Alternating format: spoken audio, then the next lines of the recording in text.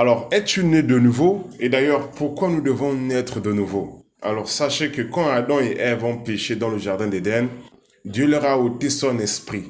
Et donc, en perdant l'esprit de Dieu, ils sont morts spirituellement. De sorte que toutes les personnes qui naissent d'Adam et Ève, donc toi et moi, nous sommes nés, nous avons la nature adamique, nous sommes morts lorsque nous venons au monde. Maintenant, pour avoir la vie de Dieu, l'Esprit de Dieu qui était avant la chute d'Adam et Ève, il faut naître de nouveau. Nous naissons de nouveau comment? En acceptant Jésus comme Seigneur et Sauveur. Si nous n'acceptons pas Jésus comme Seigneur et Sauveur, nous sommes des pécheurs.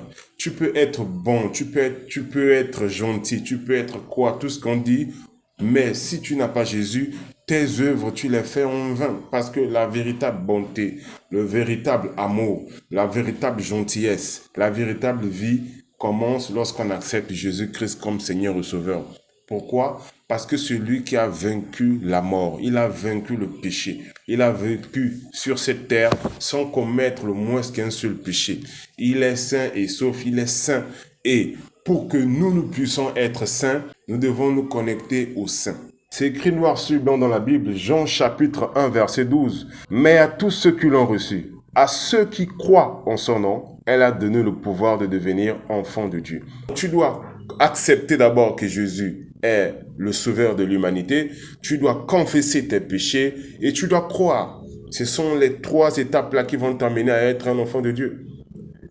Ainsi, lorsque tu crois en Jésus, ton passé est oublié. Donc, depuis la chute d'Adam, tout est oublié. C'est pas moi qui le dis, 2 Corinthiens 5, 17. Si quelqu'un est en Christ, il est une nouvelle créature. Les choses anciennes sont passées et toutes choses sont devenues nouvelles.